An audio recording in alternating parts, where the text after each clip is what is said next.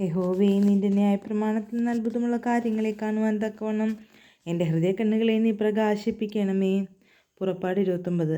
അവർ എനിക്ക് പുരോഹിത ശുശ്രൂഷ ചെയ്യുവാൻ അവരെ ശുദ്ധീകരിക്കേണ്ടതിന് നീ അവർക്ക് ചെയ്യേണ്ടത് എന്തെന്നാൽ, ഒരു കാളക്കിടാവിനെയും ഊനമില്ലാത്ത 2 ആട്ടുകൊറ്റനെയും പുളിപ്പില്ലാത്ത അപ്പവും എണ്ണ ചേർത്ത പുളിപ്പില്ലാത്ത ദോശകളും എണ്ണ പുരട്ടിയ പുളിപ്പില്ലാത്ത വടകളും എടുക്കണം. ഗോതമ്പ് മാവും കൊണ്ട് അവ ഉണ്ടാക്കണം. അവ ഒരു കൊട്ടയിൽ വെച്ച് കാളയോടും 2 ആട്ടുകൊറ്റനോടും കൂടെ കൊട്ടയിൽ കൊണ്ടുവരണം. അഹ്റോനെയും അവൻ്റെ പുത്രന്മാരെയും സമാഗമന കൂടാരത്തിൻ്റെ വാതിൽക്കൽ വരുത്തി വെള്ളം കൊണ്ട് കഴുകണം. പിന്നെ വസ്ത്രമെടുത്ത് അഹ്റോനെ ഉള്ളങ്കിയും ഏഫോദിൻ്റെ അങ്കിയും ഏഫോദും പതക്കവും ധരിപ്പിച്ച് അവൻ്റെ അരയ്ക്ക് ഏഫോദിൻ്റെ നടുക്കിട്ട് കെട്ടണം. അവൻ്റെ തലയിൽ മുടി വെച്ച് വിശുദ്ധ പട്ടം മുടിമേൽ വയ്ക്കണം. പിന്നെ അഭിഷേക തൈലം എടുത്ത് തലയിലൊഴിച്ച് അവനെ അഭിഷേകം ചെയ്യണം.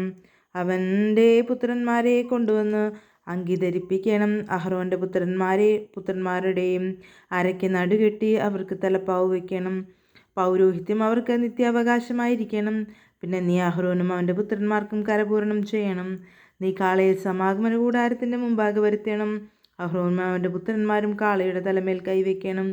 പിന്നെ സമാഗമന കൂടാരത്തിൻ്റെ വാതിൽക്കൽ യഹോവയുടെ മുമ്പാകെ കാളയെ ഇറക്കണം. കാളയുടെ രക്തം കുറെ എടുത്ത് നിന്റെ വിരൽ കൊണ്ട് യാഗപീഠത്തിൻ്റെ കൊമ്പുകളിന്മേൽ പുരട്ടി ശേഷമുള്ള രക്തമൊക്കെയും യാഗപീഠത്തിൻ്റെ ചുവട്ടിലൊഴിക്കണം. കുടൽ പൊതിഞ്ഞിരിക്കുന്ന മേധസ്സൊക്കെയും കരളിന്മേലുള്ള വഭയും മൂത്രപിണ്ഡം രണ്ടും അവയുടെ മേലുള്ള മേധസ്സും എടുത്ത് യാഗപീഠത്തിന്മേൽ വെച്ച് ദഹിപ്പിക്കണം. കാളയുടെ മാംസവും തോലും ചാണകവും പാളയത്തിന് പുറത്ത് തീയിലിട്ട് ചുട്ടുകളയണം. ഇത് പാപയാഗം. പിന്നെ ഒരു ആട്ടുകൊറ്റനെ എടുക്കണം. അഹ്റോനും അവൻ്റെ പുത്രന്മാരും ആട്ടുകൊറ്റൻ്റെ തലമേൽ കൈവയ്ക്കണം. ആട്ടുകൊറ്റനെ അറുത്ത് അതിൻ്റെ രക്തമെടുത്ത് യാഗപീഠത്തിന്മേൽ ചുറ്റും തളിക്കണം. ആട്ടുകൊറ്റനെ ഖണ്ഡമായി മുറിച്ച് അതിൻ്റെ കുടലും കാലും കഴുകി ഖണ്ഡങ്ങളുടെ മേലും അതിൻ്റെ തലയുടെ മേലും വയ്ക്കണം. ആട്ടുകൊറ്റനെ മുഴുവനും യാഗപീഠത്തിന്മേൽ വെച്ച് ദഹിപ്പിക്കണം. ഇത് യഹോവയ്ക്ക് ഹോമയാഗം, യഹോവയ്ക്ക് സൗരഭ്യവാസനയായ ദഹനയാഗം തന്നെ. പിന്നെ നീ മറ്റേ ആട്ടുകൊറ്റനെ എടുക്കണം. അഹ്റോനും അവൻ്റെ പുത്രന്മാരും ആട്ടുകൊറ്റൻ്റെ തലമേൽ കൈവയ്ക്കണം. ആട്ടുകൊറ്റനെ അറുത്ത് അതിൻ്റെ രക്തം കുറെ എടുത്ത് അഹ്റോൻ്റെ വലത്തെ കാതിനും അവൻ്റെ പുത്രന്മാരുടെ വലത്തെ കാതിനും അവരുടെ വലത്തെ കൈയുടെ പെരുവിരലിനും വലത്തെ കാലിൻ്റെ പെരുവിരലിനും പുരട്ടി രക്തം യാഗപീഠത്തിന്മേൽ ചുറ്റും തളിക്കണം. പിന്നെ നീ യാഗപീഠത്തിന്മേലുള്ള രക്തവും അഭിഷേക തൈലവും കുറേശ്ശെ എടുത്ത് അഹ്റോൻ്റെ മേലും അവൻ്റെ വസ്ത്രത്തിന്മേലും അവൻ്റെ പുത്രന്മാരുടെ മേലും അവരുടെ വസ്ത്രത്തിന്മേലും തളിക്കണം. ഇങ്ങനെ അവനും അവൻ്റെ പുത്രന്മാരും അവരുടെ വസ്ത്രവും വിശുദ്ധീകരിക്കപ്പെടും. അത് കരപൂരണത്തിൻ്റെ ആട്ടുകൊറ്റനാകൊണ്ട് നീ അതിൻ്റെ മേധസ്സും തടിച്ച പാലും കുടൽ പൊതിഞ്ഞിരിക്കുന്ന മേധസ്സും കരളിന്മേലുള്ള വഭയും മൂത്രപിണ്ഡം രണ്ടും അവയുടെ മേലുള്ള മേധസ്സും വലത്തെ കൈക്കുറകും യഹോവയുടെ മുമ്പാകെ വെച്ചിരിക്കുന്ന പുളിപ്പില്ലാത്ത അപ്പത്തിൻ്റെ കൊട്ടയിൽ നിന്ന് ഒരപ്പവും എടുത്ത് എണ്ണ പകർന്ന്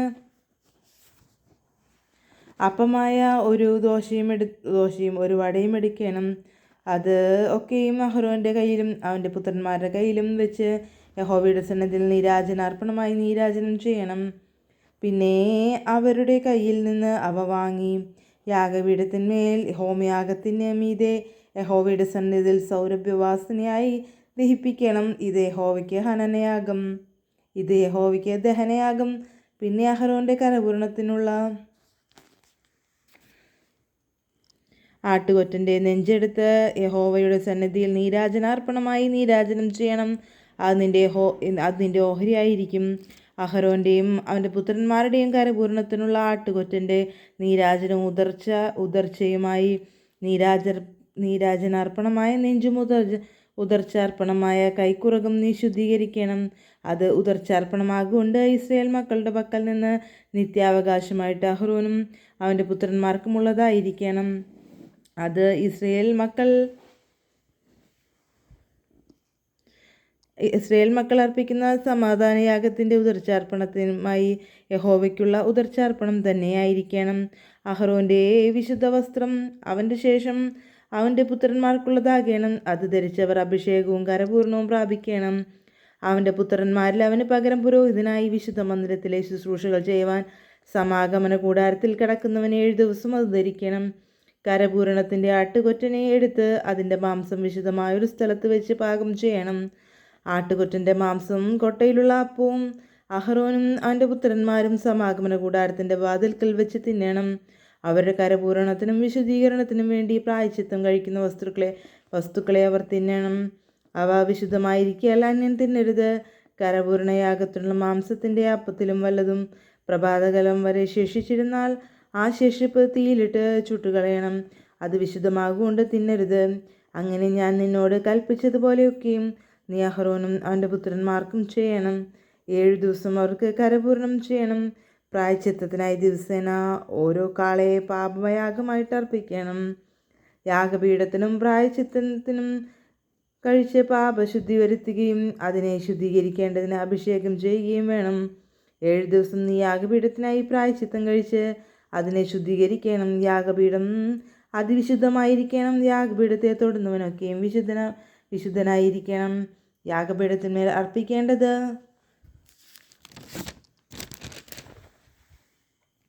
എന്തെന്നാൽ ദിവസം തോറും നിരന്തരം 1 വയസ്സ് പ്രായമുള്ള 2 ആട്ടിൻകുട്ടിയെ ഒരാട്ടിൻകുട്ടിയെ രാവിലെ അർപ്പിക്കണം.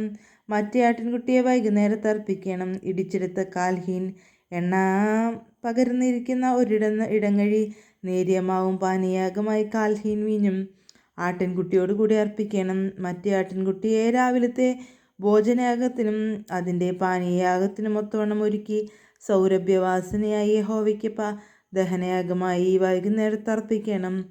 ഞാൻ നിന്നോട് സംസാരിക്കേണ്ടതിന് നിങ്ങൾക്ക് വെളിപ്പെടുത്തുവാനുള്ള സമാഗമന കൂടാരത്തിൻ്റെ വാതിൽക്കൽ വെച്ച് യഹോവയുടെ മുമ്പാകെ ഇത് നിങ്ങൾക്ക് തലമുറയായി നിരന്തര ഹോമയാഗമായിരിക്കണം. അവിടെ ഞാൻ ഇസ്രായേൽ മക്കൾക്ക് വെളിപ്പെടും. അത് എൻ്റെ തേജസ്സിനാൽ ശുദ്ധീകരിക്കപ്പെടും. ഞാൻ സമാഗമന കൂടാരവും യാഗപീഠവും ശുദ്ധീകരിക്കും. ഞാൻ അഹ്റോനെയും അവൻ്റെ പുത്രന്മാരെയും എനിക്ക് പുരോഹിത ശുശ്രൂഷ ചെയ്യേണ്ടതിന് ശുദ്ധീകരിക്കും. ഞാൻ ഇസ്രായേൽ മക്കളുടെ മധ്യേ വസിക്കുകയും അവർക്ക് ദൈവമായിരിക്കുകയും ചെയ്യും. അവരുടെ മധ്യേ വസിക്കേണ്ടതിന് അവരെ മിസ്രയീം ദേശത്തു നിന്ന് കൊണ്ടുവന്നവനായി അവരുടെ ദൈവമായ യഹോവ ഞാനാകുന്നു എന്ന് അവർ അറിയും. ഞാൻ